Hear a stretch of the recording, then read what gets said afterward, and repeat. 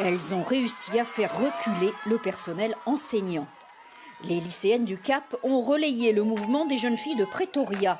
Elles exigent que les codes vestimentaires des écoles privées de la province du Cap soient assouplis. Au lycée Sans Souci, on ne comprend pas pourquoi on ne peut pas porter ses cheveux au naturel. Même les mères sont de la bataille. Pour beaucoup, le débat va bien au-delà de la coiffure. Ma fille a des cheveux épais comme ça. Elle est obligée de se mettre de l'eau dessus tous les matins pour pouvoir être acceptée. Ils n'autorisent aucune afro. Et ils ne les autorisent pas non plus à parler kosa pendant le déjeuner. On sait bien qu'il faut parler anglais en cours, mais hors des cours. Ils pourraient quand même parler leur langue maternelle.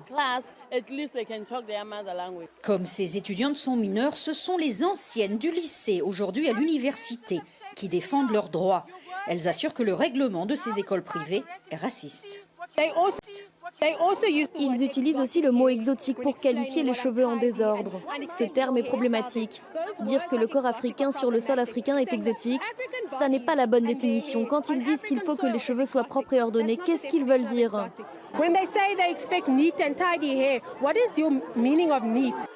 À force de protester, elles ont fini par rencontrer la ministre provinciale de l'Éducation. Leur mémorandum est à l'étude, l'affaire est prise très au sérieux et au plus haut niveau. Je suis très inquiète. On ne peut pas leur dire de ne pas porter leurs cheveux ou parler leur propre langue. J'ai entendu dire que la raison de cette règle est imposer ça quand il s'agit de parler à ses amis qui ont la même culture pendant la récréation ou après l'école.